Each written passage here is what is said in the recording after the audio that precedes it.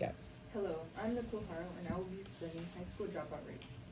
In this presentation, I will argue that high school dropout rates are linked to psychological factors rather than a lack of academic effort.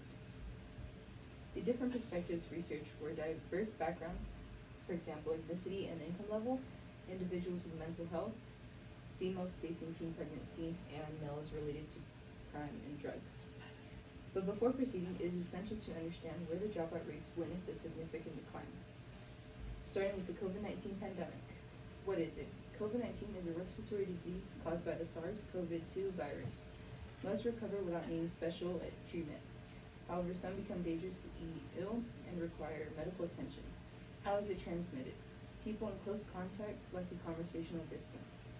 Lockdown. On March 15, 2020, states began to implement shutdowns to prevent the spread of COVID. There also began to be curfews set for the citizens.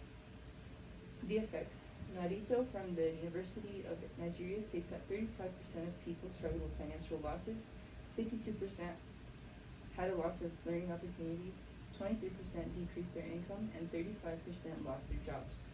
Learning class. This education gap has negatively impacted social, emotional, and mental well-being and academic achievement. Diverse backgrounds. By exploring different individuals, one can reveal the potential factors influencing the disengagement of students. First, low-income students. They might not have a quiet space with minimal distractions, personal devices, high-speed internet, or parental academic supervision. This may delay the ability of economically disadvantaged students to be capable of concentrating during virtual learning.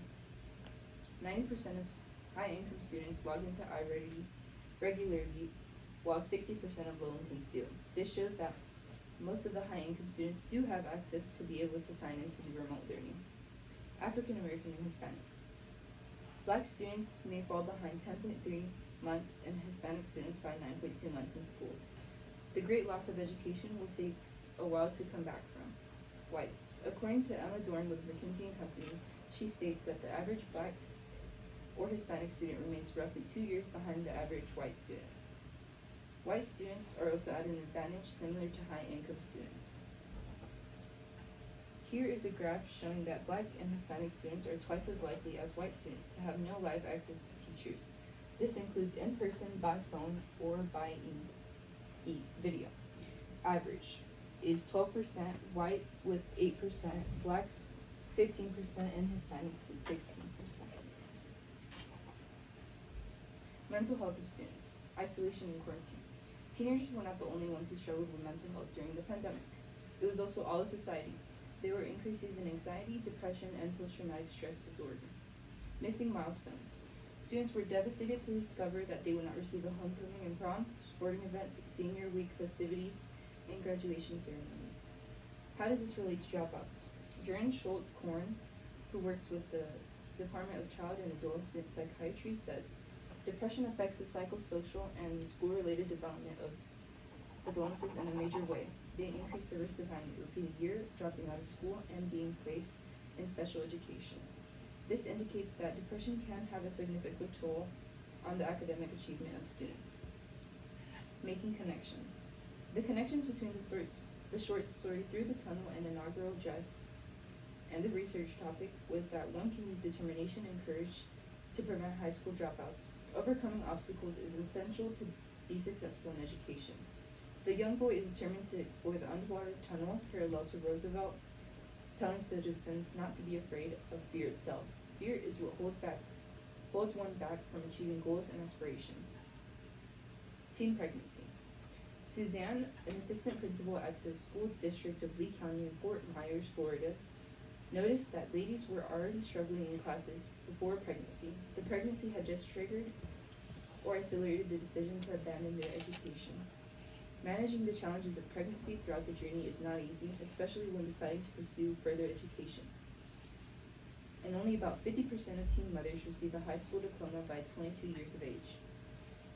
Substance abuse and crime. Brandy Maynard, a researcher at St. Louis University, says high school students were significantly more likely to report to have been arrested for larceny, assault, and drug possession or drug sales. This shows the correlation between individuals who discontinue their education and the likelihood of encountering legal issues in a few years. Delinquency can be attributed to other factors like childhood. Individuals who have a past of emotional abuse, physical neglect, and domestic violence are more prone to commit crimes and drop their education. Solutions. The first solution would be creating summer camps where parents and guardians can effectively engage in their children's grades and monitor their every step. There would also be trained volunteers, tutors, helping the students to gain back the missed knowledge. My second solution would be to have a strong support group for each individual, whether it be parents, siblings, friends, teachers, or neighbors. At every difficulty, there would be love, support, and help. This can also decrease the risk of struggling with mental health. My third and last solution is to create recovery programs for teenagers dealing with any sort of battle, like teen pregnancy and drug abuse. Although it is a program, there would be departments offering inpatient and outpatient services. The main focus would be to stop any bad habits, then proceed with techniques to improve the overall well-being of the individual. Counter-argument. It could be argued that school environment is helpful to students and that they perform better when surrounded by positive and supportive feedback.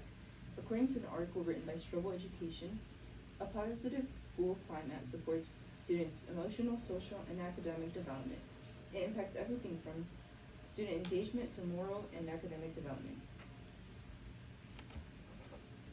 And reduce incidents of school violence. It's a crucial component of an effective school and a vital aspect of student success. Although some aspects of this hold validity, the majority of the statement can be interfered with by other factors. Instances such as bullying, violence, discrimination, and a lack of respect can also be associated with a negative school environment. Conclusion. In conclusion, COVID caused many scholars to be discouraged from approaching this never-before-seen way of learning.